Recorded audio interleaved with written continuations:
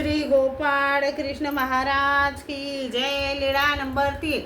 भट्टोबासांना झोळी प्रदान. दुसऱ्या दिवशी सर्वज्ञांना प्रातःकाळचा पूजा वसर झाल्यानंतर सर्वज्ञांनी परावराचे निरूपण केले. मग दुपारचा पूजा वसरानंतर जेवण झाले. गुन्हा केला, विडा घेतला, वाम कुक्षी होऊन उठले, आसनावर बसले. तेव्हा भट्टोबास म्हणाले, जी मी भिक्षेला जाईन. सर्वज्ञ म्हणाले, असं होय. निर्धूम नगर आलिया भिक्षे रिंगीजे. तिसरा पहारी भिक्षा कीजे. मग सर्वज्ञ बाईसास म्हणाले, बाई आणा झोळी. बाईसा आपली जुनी झोळी द्यायला लागली. तेव्हा सर्वज्ञ म्हणाले, बाई ही नको, दुसरी द्या. मग बाईसाने कोरी झोळी आणली. सर्वज्ञांनी आपल्या श्रीकरात घेतली, गाठी दिल्या, मग भट्टोबासांना दिली. भट्टोबास म्हणाले, भिक्षा मागताना काय म्हणावे जी. सर्वज्ञ म्हणाले, कोणी काही म्हणे, कोणी काही म्हणे, पण आपण मात्र एकच म्हणावे. भट्टोबासांनी विचारले, भिक्षा दा असे म्हणू जी. सर्वज्ञ म्हणाले, हो असंच, जे मागायचे तेच म्हणावे. ओळखतेयाच्या घरा न वचावे, तोर मंडळाच्या घरा न वचावे. एकीकडोनी रिंगीजे, एकीकडोनी निघीजे.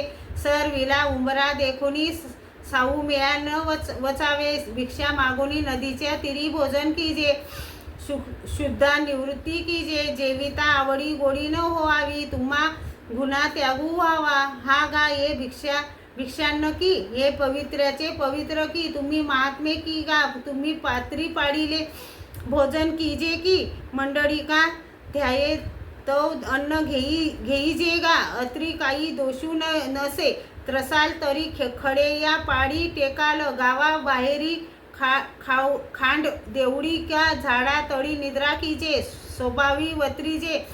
शिष्योत्न परिहारू कीजे. ओली बहिवारस न नेसावे. मार्गी पडिले वस्त्र घेपे.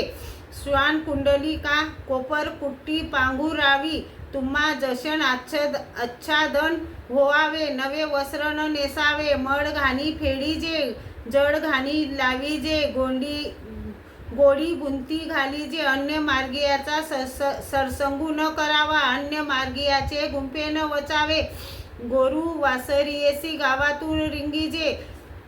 असे सर्वज्ञांनी निरूपण केले. मग भट्टोबास व नाथोबा भिक्षेला गेले. श्री गोपाळ कृष्ण भगवान की जय.